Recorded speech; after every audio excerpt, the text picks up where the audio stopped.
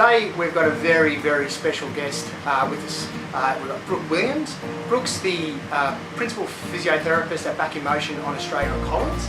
So welcome Brooke. Thank you, thanks for having me. No worries. I met Brooke at a Continence Foundation lecture or seminar that Brooke gave, and I just found her information to be fantastic. We, as you know, at Fit Family, we train a lot of mums, so I just thought it was really important to speak to Brooke and find out some tips about how you would manage coming back after birth and be healthy and fit in the safest way possible.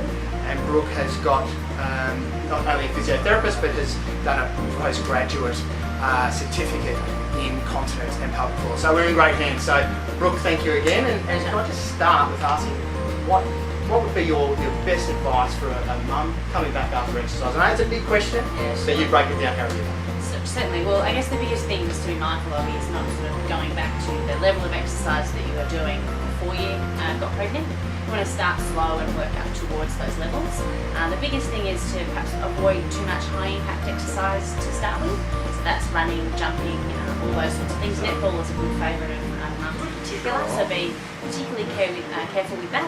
That's more to do with the levels of hormones that you've got in your body at the time. If you're still breastfeeding, you find that your estrogen levels are really depleted, so therefore you're more at risk of injury, and by that I mean more at risk of rolling both your ankle or hurting your back, but more importantly stretching your pelvic floor further than it needs to be. So you're more at risk of developing incontinence or prolapse symptoms and all those sorts of things, which is obviously not what we would want to happen. Absolutely. Particularly that you're doing the right thing by going back to exercise, and you don't want that to be an adverse outcome. So is there a path that a return to exercise mum could take? I mean, how would, so starting off walking, building up, and then how would they get back into, say, a group fitness, or group exercise or group fitness, or just in the gym, or whatever they might want to do? Yeah, sure. I think walking is a great exercise to do early on, but obviously that has its limitations. You want to try and get a little bit more huff and puff involved in that, so looking at maybe some cycling or some cross training, and that can certainly be done very early in. And by cross training I mean the elliptical trainer or doing any of your sort of family stuff is also very good, because you obviously know what you can do from our interactions in the past. So looking at some strength training, that's great, and certainly just working your way up to higher impact exercise, always being mindful of those levels of estrogen and whether you're still breastfeeding or not, and just be mindful of those things. So I know from your seminar that there's some absolute no-nos. So can we go through some of those to say do not start at doing a jump squat, for instance? So what are those absolute, let's just take a step back and build up. Before you even attempt any of these exercises, we've got some work to do. What would those sorts of things be?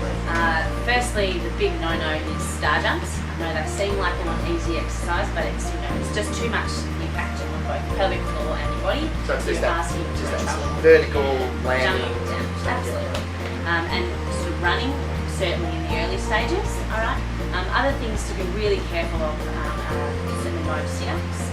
And I would give that as a ballpark, making sure that you're not doing them any time before around the 3 to 6 months after you finish breastfeeding. After breastfeeding, okay, so 3 to 6 months after breastfeeding. Yeah, that's a very conservative recommendation, and obviously you have to take everyone's situation very individually. Absolutely. But as a bit of a ballpark figure, if you like, that's what we would recommend.